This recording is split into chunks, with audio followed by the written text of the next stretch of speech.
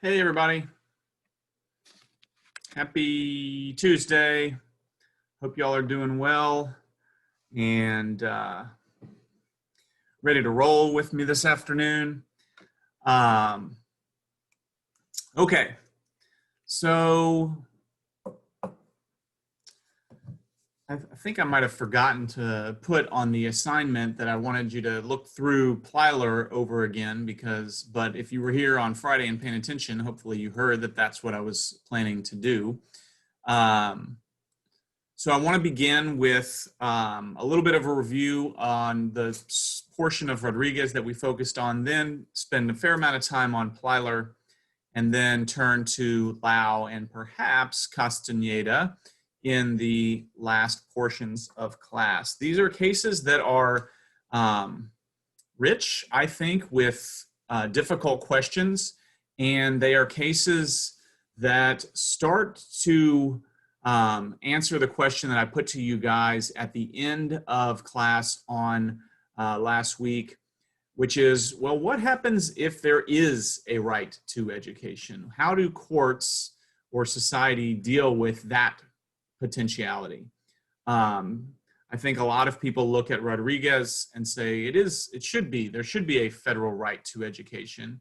And so we're exploring a little bit what that might, how that might play out in practice. Okay, sound like a plan? We're good to go? Okay. So just briefly, in Rodriguez, what we sort of came to was that there is no identified, enumerated constitutional right to education, and that there is there's no justification for a conclusion that education should be treated as an implicit fundamental right within the Constitution. Importance doesn't make something fundamental. The nexus to the First Amendment or the right to vote is not sufficiently close in order to make education a fundamental right. And so the result of that outcome in Rodriguez is that when courts find disparities in education, there is no elevated scrutiny under the federal Constitution. Okay, so the federal Constitution does not require elevated scrutiny when there are disparities in education. And so in Rodriguez, they had disparities in educational funding. Different districts were getting different amounts of money.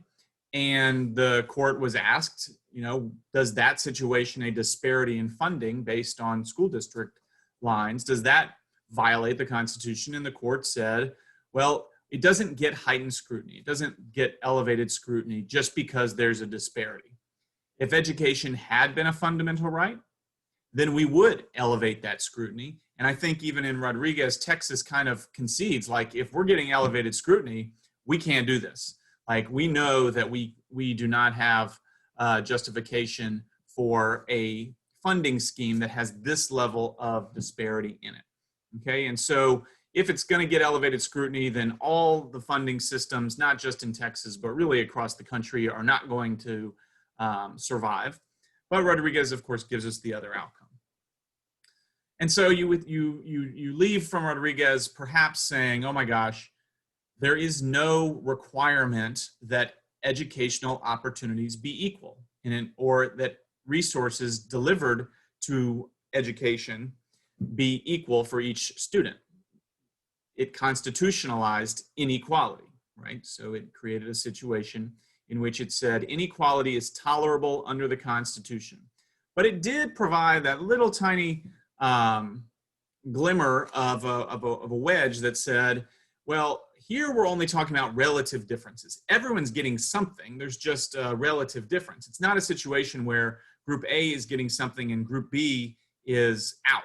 So if Texas had a scheme, for example, that said this school district gets money, but this other school district, we just don't give them money, well, that might create a different kind of circumstance. And they say, here we're dealing with relative differences. That's the question before us, and that kind of disparity does not offend the Constitution. But if we dealt with an absolute deprivation, then we might have a constitutional problem. even though education is not a fundamental right, but we might have a constitutional problem in that circumstance.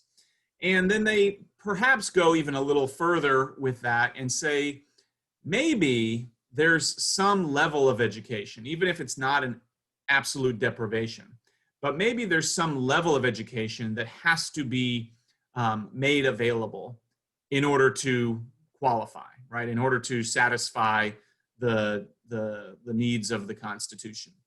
And there's really no, I would argue, constitutional basis for that statement. If it's not a fundamental right, it's not a fundamental right. But I think we started to see, like, maybe, and we saw this with the same-sex education discussion as well, maybe there's something about education that even if it's not a fundamental right, it's causing the Constitution to bend a little bit, right? There is no constitutional requirement that there be education, but in Rodriguez, even where they're saying it's not a fundamental right, they're saying, well, maybe there is some level of adequate education that has to be provided by a state in order to comply with the constitutional commands. And I suppose if we tried to work this and squeeze this into constitutional law, we would say there is no rational basis for a state to provide an education system in which some students do not get to that level of adequacy, okay? Of course, that's the theory in the Gary B case, which we're going to come back to later in the semester. I just want to sort of note it again. But so from Rodriguez, we get this tiny little glimmer that says, well, maybe there are some circumstances in which the Constitution, even though it might not be offended by inequality, even though the Constitution tolerates this huge disparity in funding across school districts, there might be some situations in which the Constitution says, no, no, no, no, no. It's not a fundamental right, but this is too much, right? This exclusion is too much, or this poor offering of education to not inadequate offering, not poor, inadequate offering of education is not permissible. And so that's what opens us into the Plyler discussion. So let's talk about Plyler now. And I just want to make sure that we're all on the same page with what happened in Plyler. Let me see, what panel are we on here? We are on panel number 4. Okay. So, so let's talk panel number 4. You know who you are, hopefully, about what's going on. Here I just want to get, like, what is the statute? What has Texas done here that is being challenged? And yeah, let's just start with that. So let's see, Spencer, I hadn't heard from you much this year, so let's start with Spencer. Are you here? Let's see. He may not be here. Pick the one absent person. Okay, Spencer not here. Okay, so who else we got in panel 4? Sierra? Hey, Professor Q. Yo. We were in a meeting like within the last few minutes, so he may be coming back from that. We had another course. So. Okay, thank you. I will keep an eye open for him. Who did I say? What did I say? Sierra, I think I said. Yes. Yeah. Hi. Hey, go for it. So what's Texas done here that the plaintiffs are troubled by? So I know that they went back in 1975 and they revised the law to withhold from local school districts any state funds for children who were not legally admitted into the United States. Okay, and so that was yeah, go ahead. Sorry. So I know you go ahead. What were you gonna ask? I was going to say, so what does that mean? If you are a school district in Texas, what does that mean? That you'll lose your funding if you admit students who are illegal. Yeah, so it's not quite that bad. So if you, so it's not like saying don't admit students who are undocumented or else we'll pull all your funding, but it's saying, so if you recall what the way that schools are funded by the states is largely based on per pupil numbers. So let's say a school district has 10,000 students. The state would say, okay, you have 10,000 students, we'll give you the money for 10,000 students, okay? And so what they're actually saying here, if you're a Texas school district, is you can serve those students, undocumented students, but if you do, Sierra, are you going to get any money from the state for it to do so? No, they're saying they'll take away the funding. Right. So students who are undocumented can be served, but you're not going to get any funding for those students. So if a school district has 10,000 students and let's say 2,000 of those students were undocumented, then the state funding is going to be based on the school district having 8,000 students. Is everybody following that?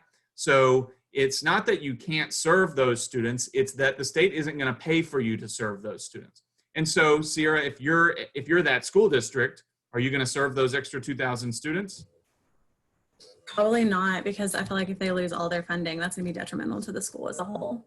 Probably not. Okay. And, just think about the politics of it.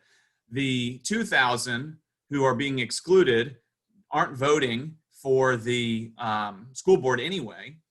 And if the 2,000 are served and the district is trying to stretch money that has been given for 8,000 students to serve 10,000 students, well, what might that do to the 8,000, the education that the 8,000 students would be receiving, the sort of not undocumented individuals? Sorry, you broke up. Can you repeat that? Yeah, so if, let's say, the school district tries, right, they say, you know what, we're going to try to stretch this $8,000 or funding for 8,000 students, and we're going to serve all 10,000. Okay, we're going to stretch the money. What do you think, what impact would that have likely on the education of the 8,000 students, the legally present students? I mean, I feel like it depends like how much money they were getting from the state specifically, because obviously if they get all of the state funding ripped away, then that can mean they can like pay less teachers, less educators, less faculty to actually teach, and then have less resources in the sense of like textbooks and stuff like that if they lose all of their state funding, which I know we've talked about, like a lot of the funding does come from the state. So even though like statistically, if you think about 8,000 versus like an additional 2,000, but I mean, if it's going to take away all of their money, it can definitely be detrimental to the schools and to those children. And I think that you hit on some obvious ones. Class sizes are likely to be larger because teacher hiring, the staff is the biggest expense for a school district. And so if you only are being paid from the state to staff an 8,000 student school district, and yet you're trying to serve 10,000 students, then you're probably going to have large class sizes. You're not going to have enough staff. So that's just, we could just say generally, it's probably the case that they're going to have to stretch the education dollar in order to serve more students, and that's probably not going to have positive effects, right? There might be positive effects from more diverse classrooms. There's maybe reasons why you would do it anyway, but just thinking rationally as the school district, if the state says, look, we're not going to give you funding to serve undocumented students, and the state gives you permission to not serve undocumented students, then local school districts are going to say, we're just not going to serve undocumented students. Okay. And note that this is, in the 1970s, and here we are, 40 years later, we still have this same dynamic where school districts have significant numbers of undocumented students in their, within their jurisdictions. Okay, so the rational response for a school district is to simply not serve the undocumented students. And so just opening more broadly, how is this different from Rodriguez? So in Rodriguez, we have two school districts getting vastly different amounts of money. How is this case in Plyler different than what we encountered when we saw Rodriguez from a constitutional standpoint? What's the big difference? Are you still asking me, Professor Keel? I'm not asking you, but if you want to answer, I mean, someone else can answer. That's fine. I just wanted to make sure I wasn't just sitting here. No, I know you can't see where I'm looking, but I was not looking at you at that point. I'm thinking of the others in panel group 4, or really anybody. You know, what's the big difference? There's a huge difference between what happened in Rodriguez and what's happened in Plyler. Well, there's no state mandate. There was no state mandate in Rodriguez that basically explained the financial differences that the schools were receiving. In like this case, there was an actual state reasoning as to why the schools are receiving differences in resources. Well, okay, so I would say that's partially correct in the sense that there is state endorsed explicit treatment of different students differently. And that feels a little different than Rodriguez, right? The difference being that in Rodriguez, wherever you lived in the state, whatever school district you were in, you were governed by the same laws. But the argument that the plaintiffs in Rodriguez were making, the arguments that they were making were that, well, the state has created this situation in which the only way in which to fund our schools is through these local property taxes. And though it might not create the situation in which different people live in districts that have different levels of property wealth, we know that that's the case. And so, you know, they were trying to push in Rodriguez the idea of that the state was actually causing this. Jamae, I don't know if that's, you know, Gotcha. I think I'm giving a sort of partial course correction on that the argument was that the state was causing the disparities. And I think that the court accepted that the state was causing the disparities, just that the disparities weren't a problem. Here, we're going to ultimately come out that what the state has done is a problem. Ashley, I see your hand. What do you feel like is different in these two cases? Just the fact that this is based on your immigration status as the classification, and whereas in Rodriguez it was like Mexican Americans, and here they're saying that they're not citizens, so they wouldn't be afforded the equal protection of the law. Okay, and so that is a difference. No, there was no. This is connecting back as well. There's no different treatment of different individuals in the Rodriguez case, and here we are making a distinction based on different individuals. And Ashley, how are they being treated differently? You know, the school district has chosen not to serve, has rationally come to the conclusion not to serve undocumented students. So They're how are just they? not getting education. They're not getting it, right? So Shelby's put it in the chat. It's an exclusion case, right? This is a situation in which the students are being excluded from school. They're not getting an education, okay? So this is an absolute deprivation situation. Chelsea, your hand's still up. Is that what you were gonna provide? Same thing? Okay, Sierra, did you have a question or comment, or same thing? I was going to say the same thing. I was going to kind of talk about how, like, in the other case, they were still able to receive funding. The funding was just different amounts, where here it was just completely no funding if they let in these students. This is not a relative differences situation. This is are you documented or undocumented? Okay, if you're undocumented, you're out. Like Group B is not getting any sort of educational services here. The state scheme is creating a situation in which school districts, and the school district here in Plyler has come to this conclusion, which school districts are rationally concluding it's better for us to exclude these students from school. Okay, so, but that's not enough, right? So there's something about this, this particular group that maybe we say, you know what, actually this particular group, this actually makes sense, right? So Rodriguez has given us a hint that an absolute deprivation might be problematic constitutionally. And now we're seeing an absolute deprivation, but this is, I think, a more difficult case, right? If they had said, as I kind of said at the beginning, if they had said school district A you get to have school, and school district B, you don't get to have school, well, clearly that would not be okay.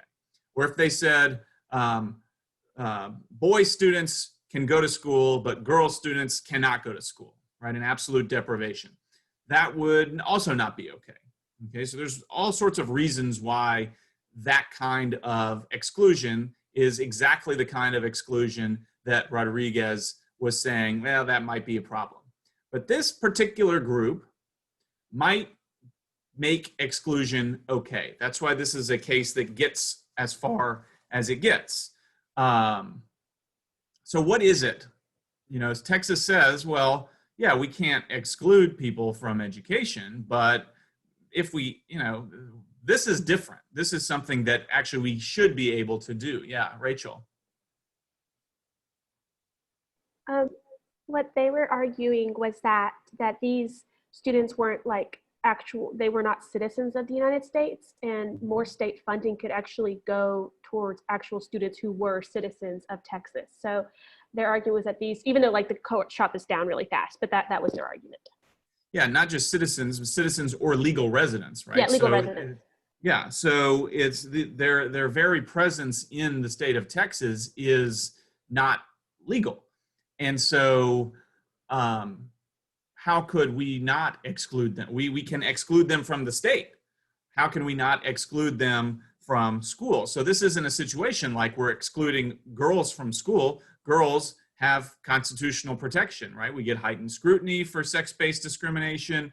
There's, you know, if this had been a race thing or a religious thing, you know, like one religious group just can't go to the public schools, right? They're not allowed to go to the public schools. Well, that would, or Native Americans not allowed to go to the public, like those would be exclusions that would trigger all sorts of alarm bells that would say, this is not okay. But this group is not only not a suspect classification, it's a classification in which the status is an illegal status, right? A status that says their presence, the presence of these students is not legal. So why should we have to serve them, you know, in schools? Caitlin, I see your hand. Do you have a comment or thought here? I think I put my hand up to answer a question. I think Rachel kind of already.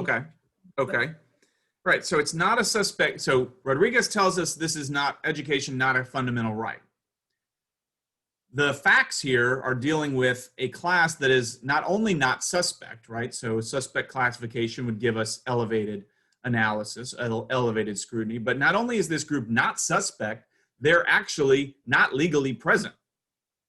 And so Texas is saying, of course we can do this. If we can exclude anybody, it's this group, right? It's this group that can be excluded.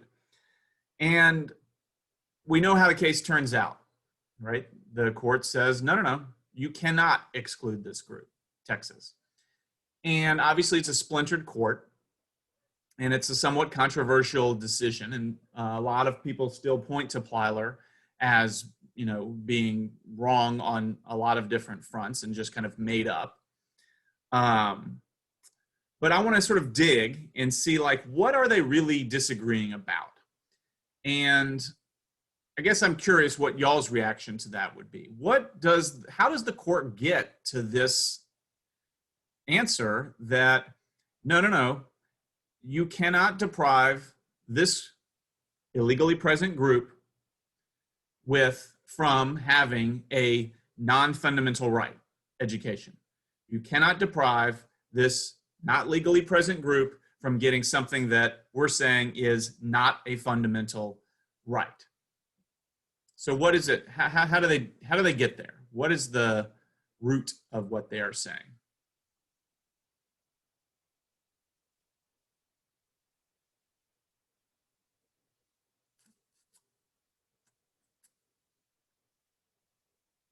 Go for it, Caitlin.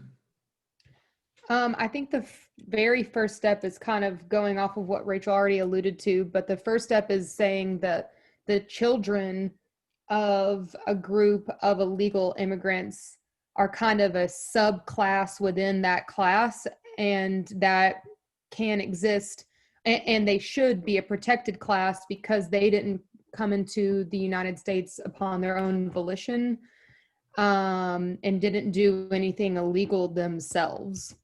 Great. So they're softening what I'm trying to say here, which is that their very presence is not legal. They're saying, well, maybe that's true, and we could apply that to the parents. But the kids, it's a little harder to say, well, they did wrong and they should have to suffer. Chelsea, go ahead. Yeah, and they also talked about how that there's an argument against children. Basically, like if you're educating these children, even if they're undocumented, there's no like evidence that they're going to somehow leave or not become like members of the Texas society. And so if they're going to be like, I think they actually like there's no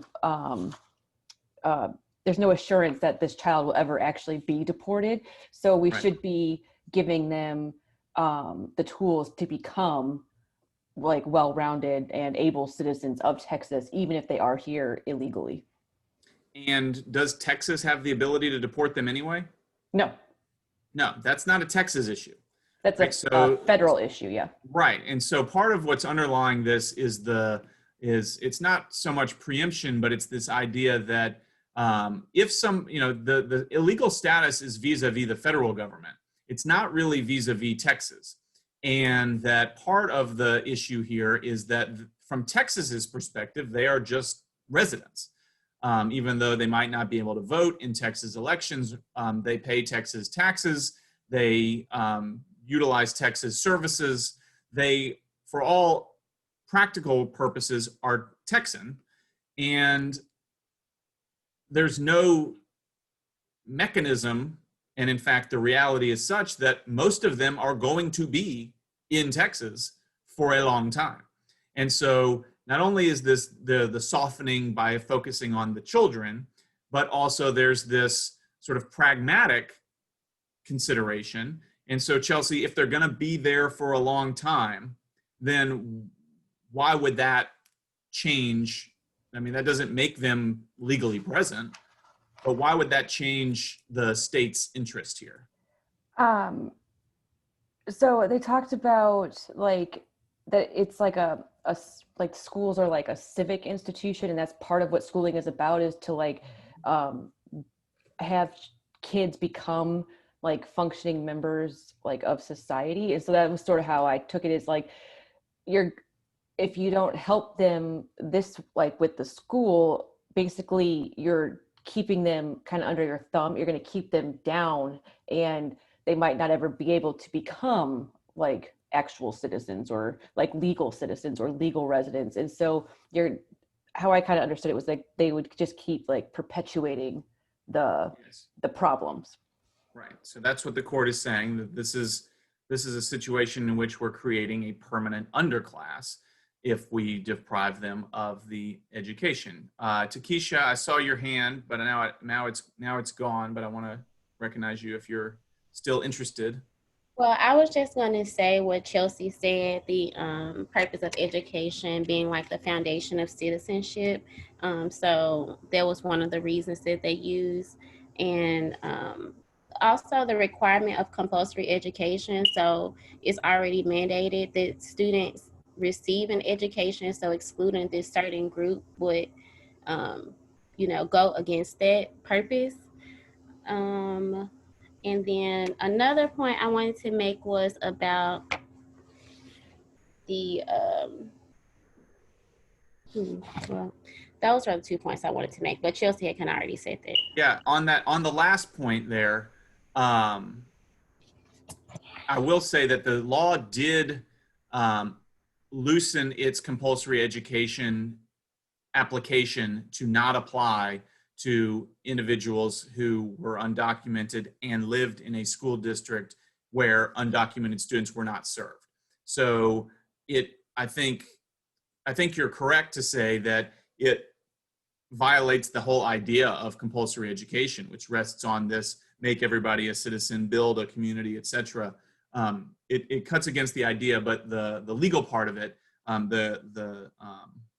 the state did sort of get around, right? So they did say, well, you were not going to exclude you from school and then arrest you or your parents for not being in school, which I suppose I wouldn't put past governments, but wasn't the case in this particular circumstance. Renee, I also saw your hand at some point. You're good or?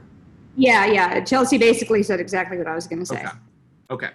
And so I want to just pull something up real quick on this and connect it to some things that we've already talked about. That part of the dispute here is a dispute that we've seen before, and it is about why we have an equal protection clause. And on this side, the left side, we're looking at what the majority said, and on the right side, we're talking about what the dissent said. And I'm just going to read them because I think that it sort of echoes disputes that we've heard already about why do we have an equal protection clause. So the majority says the equal protection clause is there for the abolition of all caste-based and invidious class-based legislation. So they're talking about caste, and when you're talking about caste, you're often talking about subjugation, right? Subjugation of different groups. And so they're reading into the equal protection clause a sort of intolerance for subjugation of people. Okay, and that this, the court is saying, is exactly the kind of thing that's going to create a permanent underclass. And then they go on, and the equal protection clause is about the abolition of governmental barriers presenting unreasonable obstacles to advancement on the basis of individual merit. Okay, so note governmental barriers. Here, the state of Texas has set up a situation in which some students may not be served in schools, creating a barrier, therefore, or an obstacle to advancement of individuals on the basis of individual merit.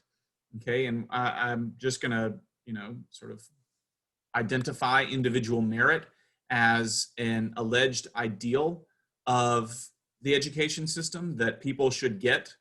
We saw this in McLaurin a little bit, right? If McLaurin is going to be accepted, then he should at least have the opportunity to be accepted, that the government shouldn't stand in the way of having him be accepted, okay, on his own merit. So, but the dissent sees it totally differently, right? Here, they're just saying that the Equal Protection Clause protects against arbitrary and irrational classifications and against invidious discrimination stemming from prejudice and hostility, okay?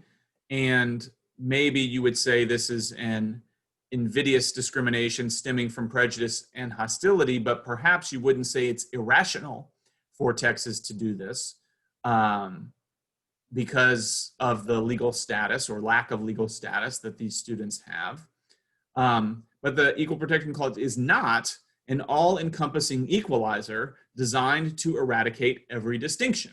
So some distinctions matter, and when they do matter, the state is well within its power to treat people differently, the dissent is saying. And they go on, the Constitution does not provide a cure for every social ill, nor does it vest judges with a mandate to try to remedy every social problem.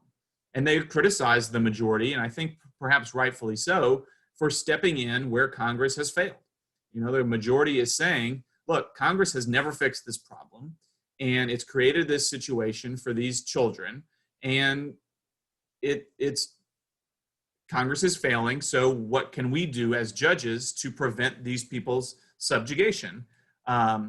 And the dissent is saying that's improper. That's improper judicial behavior, and that's improper sort of override of what the state has decided, because the Constitution cannot cure every social ill. Yeah, Rachel.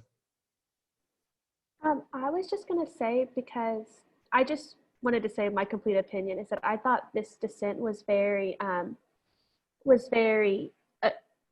heartless. Like, I get what they're trying to say, but I thought it was a very bold move to say, it's not our job to make everything fair for everyone. And maybe it would have sounded better if this was a case about adults, but the fact you're talking about kids' education, I just thought the dissent was kind of inappropriate I just didn't like the dissent, and I thought it was a very cold-hearted dissent, because you said, like, yeah, I get what they're saying, Congress should have done something, but the judiciary does have an important role and they can make things fair. So I feel like they were just kind of trying to like push the ball into another court when they had every opportunity to fix it here. Right. And that's certainly the majority's perspective. They didn't agree with the dissent either. But as you know, there is a long-standing, consistent current in American judicial philosophy that says restraint, restraint, restraint, restraint, defer, defer, defer, defer. And even where you see something that is socially wrong, it is improper for judges to intervene. That's the tradition in which this dissent is written. And I was just pulling up as you were talking. So you were not swayed or convinced by the opening sentence of the dissent. Were it our business to set the nation's social policy, I would agree without hesitation that it is senseless for an enlightened society to deprive any children, including illegal aliens, of an elementary education. So it's an acknowledgement of the senselessness of what their outcome would dictate. I just think it's a weird argument when you're like, we're not going to dictate social policy, but look at Plessy and Brown v. Board of Education. Those were all social policies. Like, I know it was different, but I feel like that's still a big social thing they made a decision on. So I guess I just don't understand why they're picking and choosing which social policies they want to work on. Why do you think they're picking and choosing? I don't know. I don't know. Why do others think they're picking and choosing? Yeah, Kiarika. Possibly because Brown, as we discussed, technically it was about education, but technically it was like a race-based case. And that decision basically helped with a lot of other movements in the civil rights. So probably they are looking at it now. If this education case allowed for all this other stuff to overturn, which didn't have to do with students or education, we possibly don't want to do that with illegal immigrants in the case. Mm-hmm. Because if we say if we just don't take a stance on this, we could possibly cause a whole bunch of other issues from this education standpoint. Mm-hmm. And I don't know if this is, this is unfair to you, Kiarika, for saying this, but it's almost as though we are picking and choosing because we don't like this group of people. And perhaps in Brown, we had a reason to push for a change in social policy that we don't have in this particular case, and that we didn't keep in mind when we decided Plessy. And so, if we're going to be super critical here, we would have to say that this could be a situation where you just say the reason that they pick and choose, and this can cut in both directions, right? Why it's picking and choosing in this instance, we're talking about the dissent, but you might see other situations in which people are picking and choosing about when there should be greater local control or when there should be no discrimination. So, for example, Justice Brennan, who wrote the Plyler opinion here, is saying we really should elevate our equal protection clause to be really scrutinizing of things in this context. But, just a few years earlier had said, well, when there is an affirmative action program, for example, then maybe the equal protection clause doesn't need to be as aggressive for looking at state action. So he is, in a sense, choosing the types of state actions that get heightened scrutiny. This, he says, should get heightened scrutiny. In the affirmative action context, Justice Brennan's Justice Brennan dissented in that particular case and said, well, I don't think that it should be in this, it's not the same thing. And there's a lot of people who agree with that kind of distance, but he could similarly be criticized for picking and choosing when non-discrimination should be the rule. Here he's saying non-discrimination should be the rule, or anti-subjugation should be the rule. When the discrimination was against or was in favor of different groups, you know, he's saying a different tune. So there's a lot of, you know, there's Rachel, I just picked up on that because there's so much to the why are they picking and choosing question. And it's not doctrine. It cannot be explained in doctrinal terms. It can be described doctrinally, you know, like, oh, well, in this context, we apply heightened scrutiny, but it's really not explainable doctrinally. I think it's only explainable, you know, socially. And I suppose that the dissent is saying that's why the court shouldn't be involved. It can only be explained socially, and that's not or politically, yeah. And that's not our job. Yeah, Jake.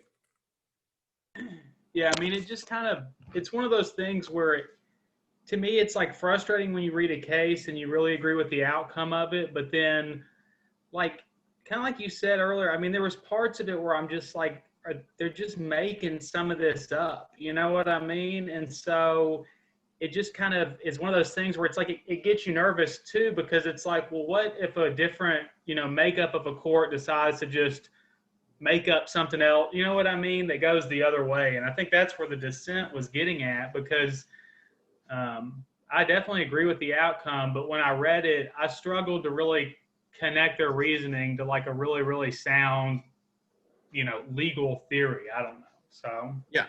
Well, I mean, I think that the dissent is right, that the majority is cobbling together this idea that education actually is something like a fundamental right.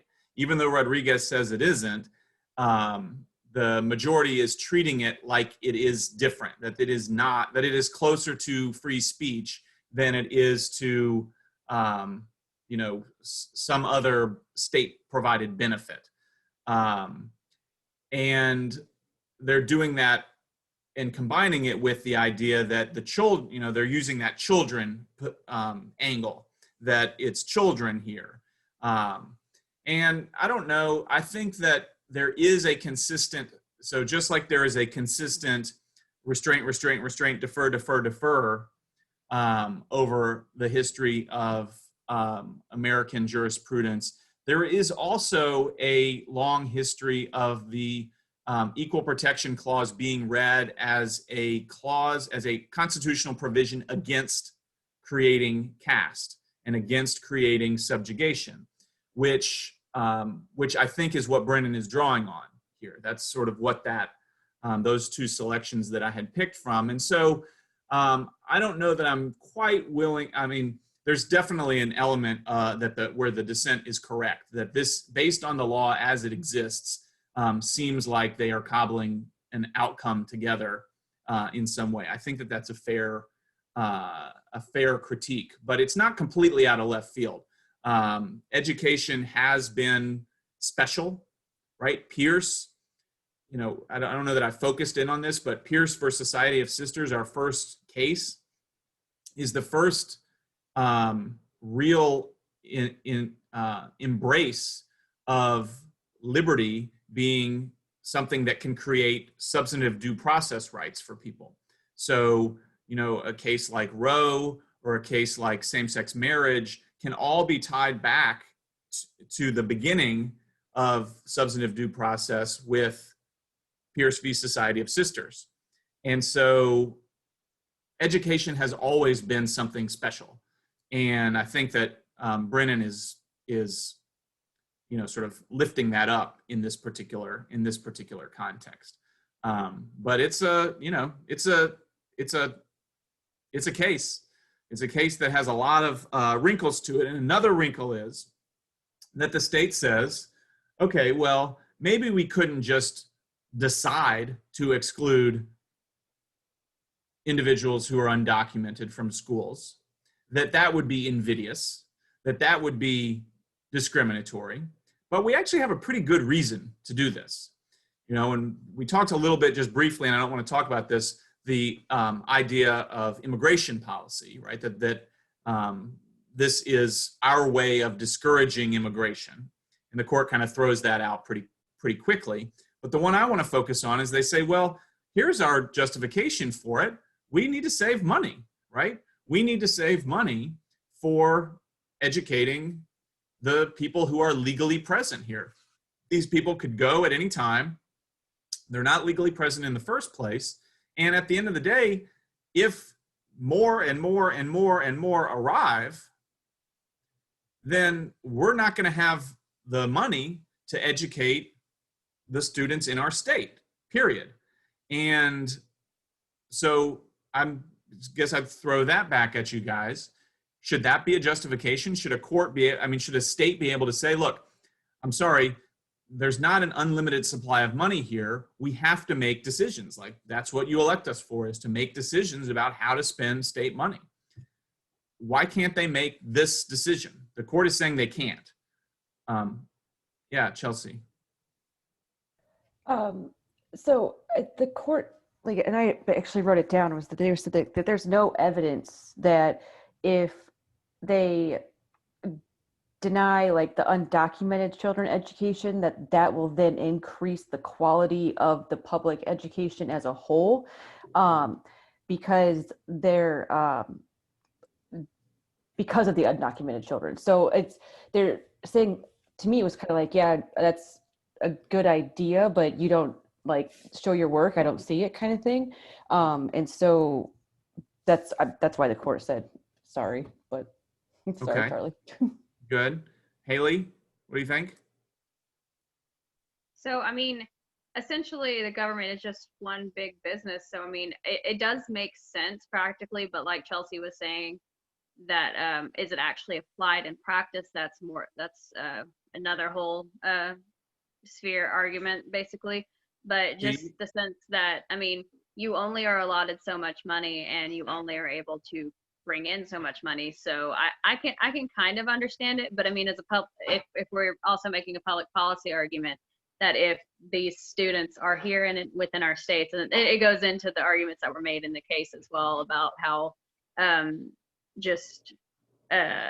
they need to be productive citizens in order to function in state. But I can kind of see it on both sides, but again, is it actually going to be implemented with that more money going towards the schools that need it, such as the ones that aren't getting as much funding through the students? So it's just really a matter of going into practice. Do you think if the state had shown its work, like Chelsea is asking for them to do, that this would have been acceptable to the Supreme Court? If they had said, you know what, actually, it costs 3 times as much to educate a student who is undocumented than it does to educate a legally present student. Do you think that would have swayed the court? I think so, because I could have possibly. If you have actual proof, and that's the whole thing with a lot of these disparate impact and discrimination claims, is that you have to show the statistical work. Is what I've come to realize with taking fair employment. But if you can show that, and it would make sense, because if a child doesn't understand English and they're having to specify or employ like aides that are fluent in Spanish, that can cost more money. Having to on top of having to provide the teacher, having to put in more hours for that student. If they can actually show that, yeah, that does cost more money, other than just saying, oh, it could, like, theoretically could cost more money, then of course I think that would have definitely been a better argument than just saying it. Okay. Is there any endpoint to that?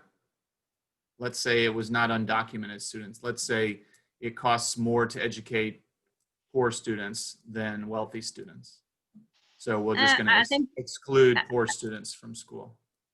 No, I think that would be kind of the cutoff, because obviously the wealthy students have more resources. So even if it did cost more money to educate, that's why I kind of never understood the whole thing where whenever we were discussing the cases about how the wealthier schools kind of got more money versus the ones that actually needed it with the poorer students.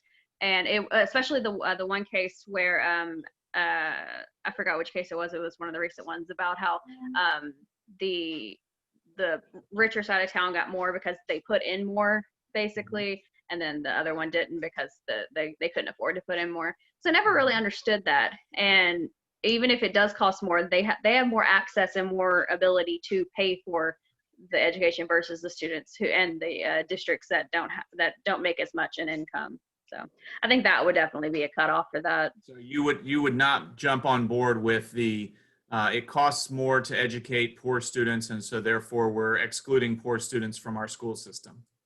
No, because I mean, you can't really, well, I was about to say you can't really change most of the time that you're poor, but that's a bad argument.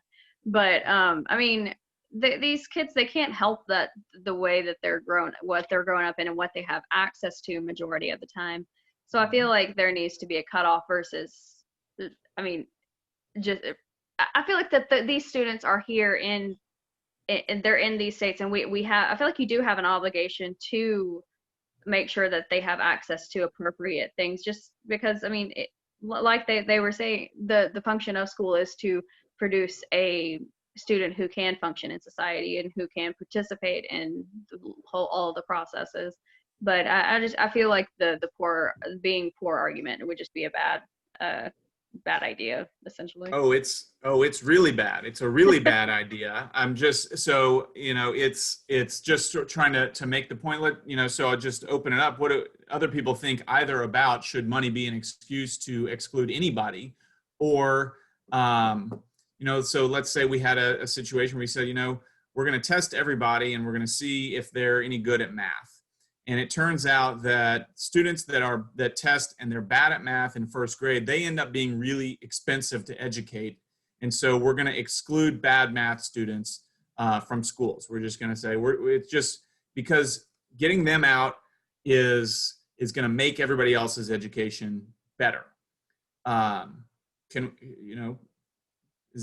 there any defensibility to that kind of thinking?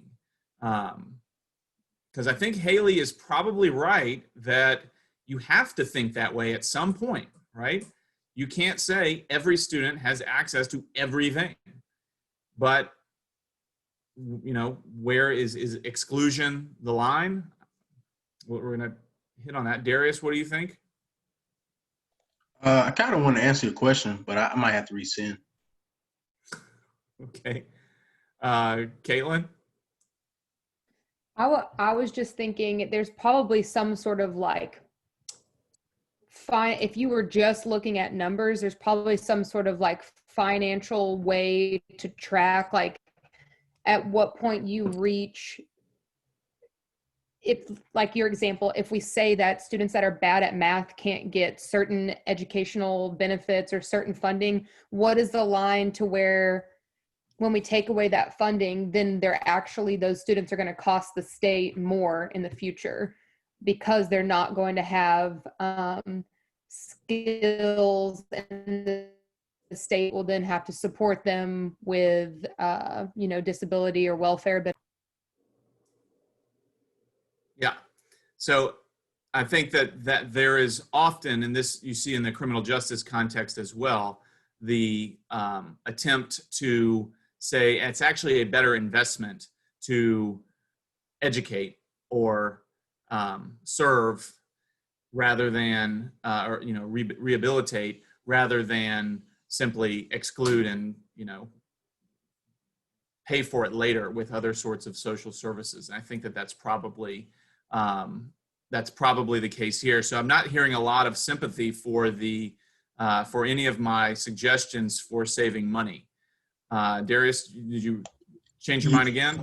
Yeah, so I think you hit it on the head, at least what I was thinking about. You have this idea, arguably, that you're looking at an investment. You want to return, you want an ROI, you want to return your investment. And if statistics show one way or whatever sense show that, hey, that my investment here is going to cost more, it's going to cost more of an investment and I get less of a return.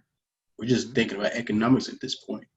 But I think, I guess my question is that a legitimate way of thinking if you're a school district? no, hell no. I mean, but I think that's, if you're going to play both sides and try to figure out an argument, that's how you make it. I think you're looking at human, you're not looking at capital. It's two different things. Okay. And so the way that it really shows up is not so much that we're going to not serve poor students or bad math students, but we might say something like, we don't have enough money to have a chemistry lab in every school, so we're going to put a chemistry lab in 3 schools. Or we don't have enough money to have AP classes in every school or every AP class in every school, so we're going to put AP classes only in some schools. Or we don't have the money to pay for foreign language instruction in every school, so we're going to only have it in some other school. And while those sound like sort of curricular decisions or decisions about spreading resources, from the perspective of a student who is going to a school that does not have a chemistry lab or an AP class or a foreign language offering, well, it kind of feels like exclusion. And that exclusion might be justifiable based on the economics of it, right? We look at it, we just don't have enough money, so we have to, we have to spend wisely. And the question is, I think Darius rejected it as an idea, but a school district has to think that way, right? They only have so much money. It's public money, and there's not an unlimited appetite for increasing taxes to increase how much money schools have. And so you have to make decisions like that. And the question is, the answer is easy in Plyler, right? And in my exclude all the bad math students, they're easy because those are absolute deprivations. You can't just say, unless you have the research, you can't just say, we're going to pick on this particular group and they don't get anything. And that way we'll save money for everybody else. Like that has been delegitimized in Plyler and in other contexts. But, it starts to get a little squishy when you start looking at, should every school provide every opportunity? That seems financially unrealistic. Alexis, I see your hand. Well, I don't think that every school has to provide every opportunity. I think that a better way of giving out, dividing up all of your resources is by doing it in a smarter way. Like students who want to get really involved in language arts, you give one school really good language arts program. You give another school a really good chemistry program. Hopefully, in a bigger metropolitan area, those students then can maybe choose, their interests. I would rather focus on, language arts, or, I would rather focus on sports, or you kind of just divvy up those assets to different schools in a way that also divvies up the students. So you're not giving, better things to one school, but just something different. And then you're dividing things up, hopefully in a more even way, and allowing people to choose. And the way that this would connect to something that we've already spoken about is that it could be in the state's interest to provide a diversity of educational options. So if you recall, in the VMI case, the court, Justice Ginsburg, said, well, there's nothing inherently wrong with that. In fact, the state might have a good reason for making in that instance, a sex-based classification to create a all-girls school. And, why? Because not every girl is going to want to go to an all-girls school, but some will. And if we provide that option, then we'll let the sort of educational marketplace play itself out. Well, and one other thing I just thought of was not to get into higher education and college stuff, but bringing back vocational schools. We can't continue to need higher and higher and higher education to compete with job opportunities. So like, especially like high schools, giving like different high schools, different like vocational like specialties could be another good way of like dividing up like resources, and also like solving some higher education issues, which also comes back to like budget and everything. Great. And Lindsay asked it in the chat, is that how we get to Lao?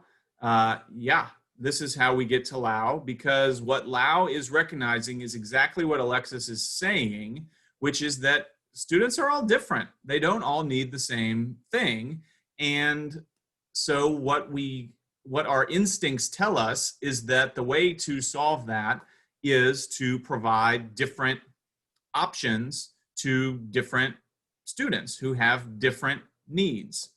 And so Lao is sort of asking this question in the context of language proficiency.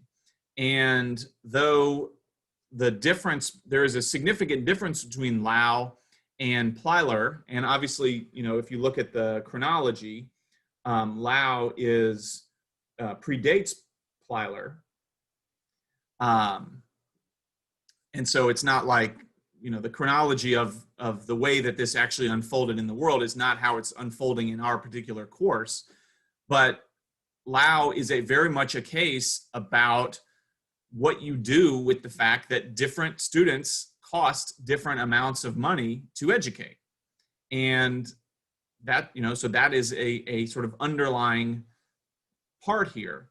And so if you're San Francisco and you have a significant number of students who don't speak English fluently, and you only have so much money, you might say, look, we can't solve every problem for every student. They're admitted to schools, so it's not a Plyler-like situation. They are welcome to come. We would love to have them. We're going to serve them for however many hours a day that school is, and welcome. But what we can't do is account for the fact that they don't speak English fluently. That's beyond our capacity from a resource standpoint, from a time standpoint, because they are going to cost so much more to educate than a student who speaks English fluently already. And so that walks us into the Lao conversation. Let's see. I want to talk about something before. Let's do this. Sorry.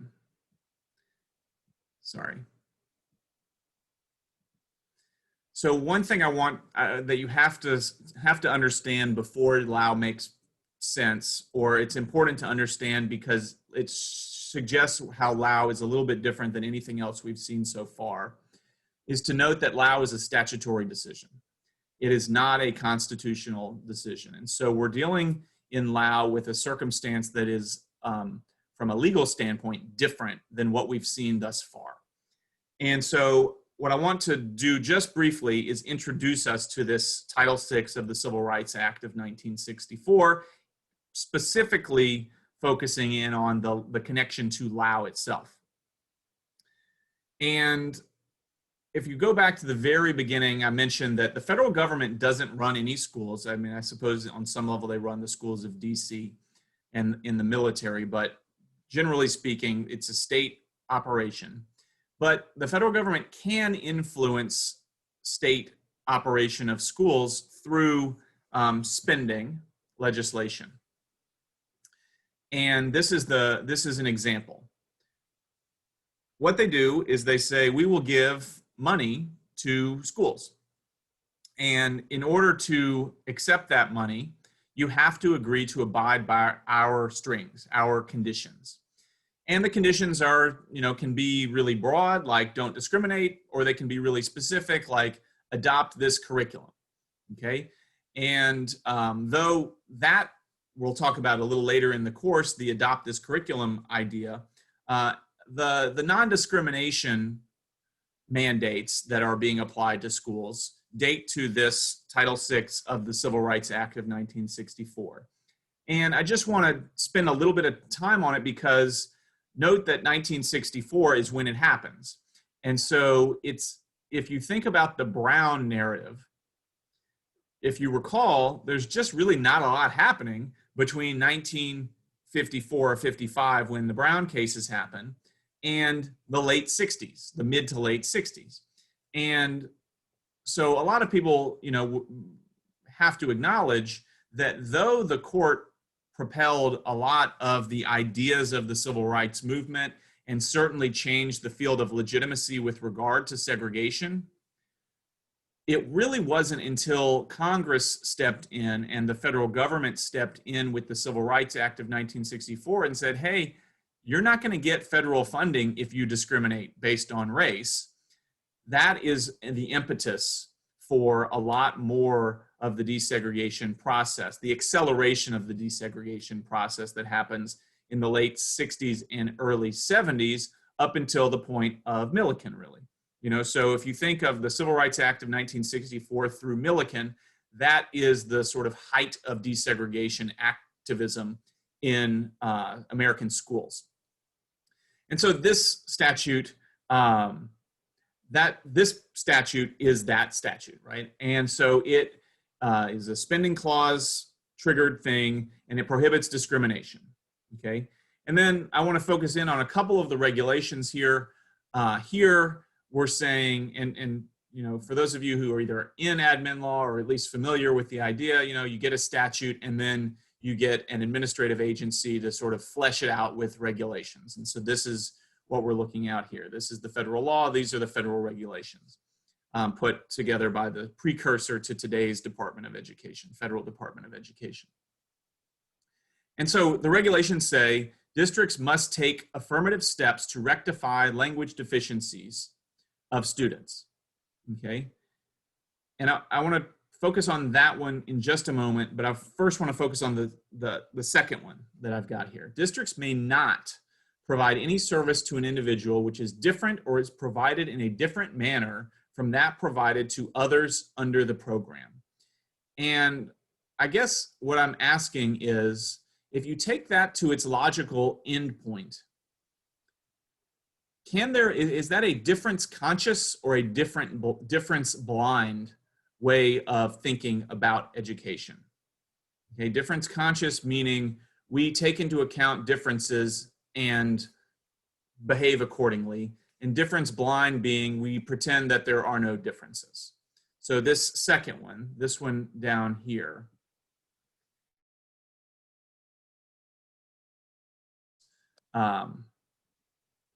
regulation. What do y'all think?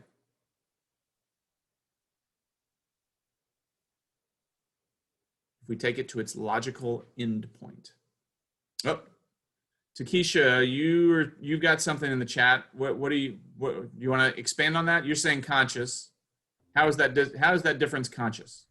Okay, is my understanding correct that difference conscious, that means that, what does that mean? What is the definition? Because maybe I'm confused. Okay. Yeah, so it means that the government takes into account differences among individuals and behaves accordingly. So it might say like, I recognize that this student is good at math and this student is less good at math. And so I'm gonna spend more time in math class with the student who needs more help. So I'm conscious of their difference. Or I'm conscious that this student and this student speak different languages. And so I'm going to treat them differently, right? I'm going to speak to this student in English and I'm going to speak to that student in Spanish. That would be difference conscious. Okay. Whereas difference, go ahead. Go ahead, I'm sorry. I was going to say, whereas difference blind is, look, it's like standardization. We do, regardless of who you are, we do what we do. And, you know, to the extent that there are differences, that's not our concern. We are the state, we provide what we provide. Okay, so if a statute is saying that a district must take affirmative steps to rectify the language deficiency for the students I want to focus on the second one. Oh, So okay. not to rectify the deficiency. Okay, never mind. I mean, Okay. I'll come back. I'll come back to you because I think you're right. That one is difference conscious. Okay, but the second one, everybody, the other three comments here in the chat are saying it's difference blind. If any of you guys would like to expand on that, what makes this difference blind?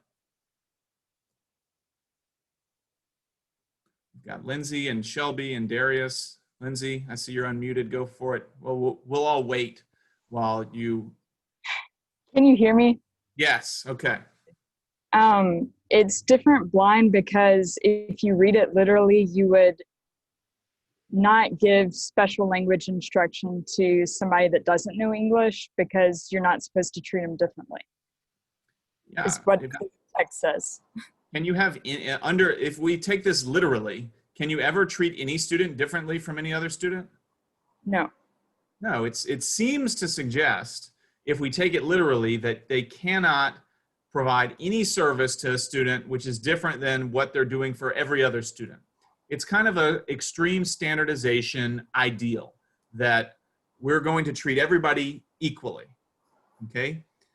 And so, Lindsay, let me stick with you for just a second. What about this first one? Takesha's already told us. Is that difference blind or difference conscious? Conscious. So why? For the same reason, you would want to give special instruction to people that can't speak English to cure the language deficiency. Right. Would it make much sense to give everybody extra English tutoring if only some of them needed it? No, you wouldn't really be rectifying if that were the case. Right. You would on some level be wasting a lot of people's time while serving just a subset. Okay. And so I just want to note, really what I want to focus on at this moment before we really get into Lao is this tension between the instinct to treat everyone the same, which is driving this regulation, and the instinct to be real about different students have different needs, which is what's driving this portion of the regulation. Okay, and so there's this tension that exists potentially between these two instincts, and in Lao, it kind of comes to a head. Alex, what's up? I just had a question about the second one when it says under the program. So I was thinking about like special education students. Mm-hmm. So would under the program be the same school? Yeah. So are you still talking? Sorry. No. Okay. How you interpret that last part under the same program or under the program is going to change how you feel about this particular, about this clause. If the program is schooling, then clearly we don't want to treat students with disabilities the exact same as we would treat students who don't have disabilities.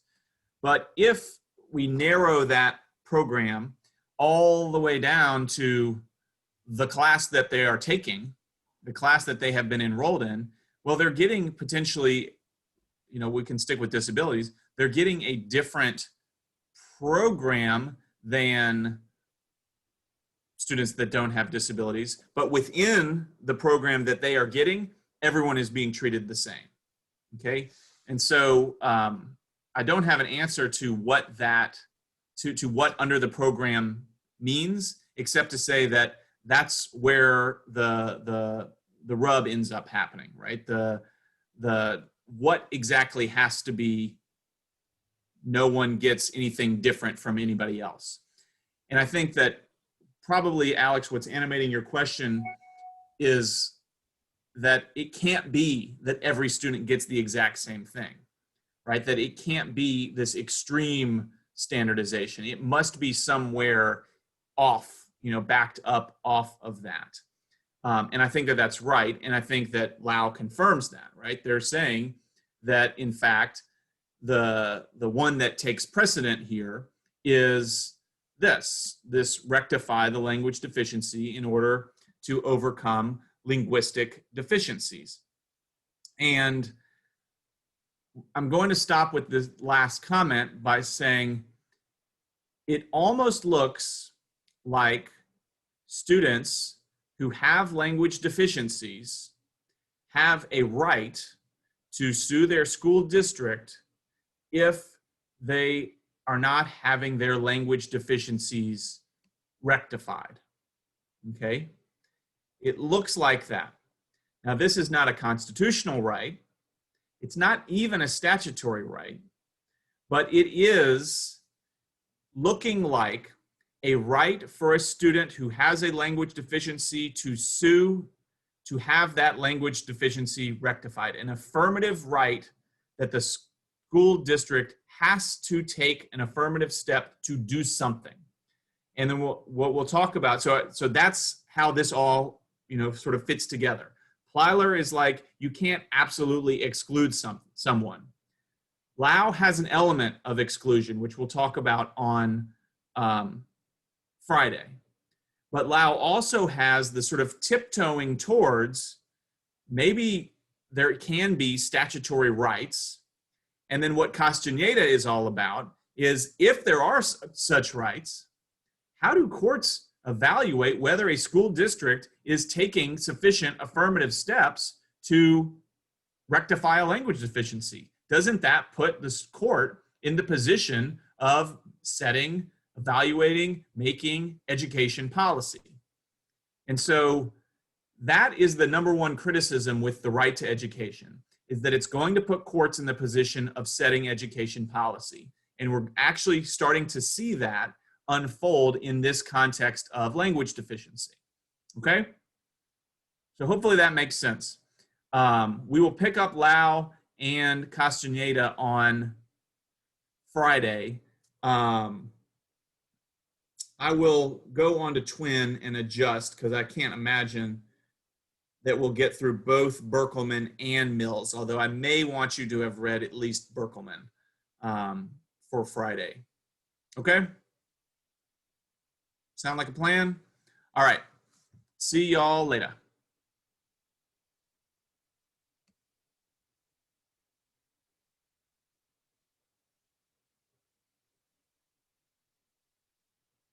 David, are you meaning to still be here? Okay. What do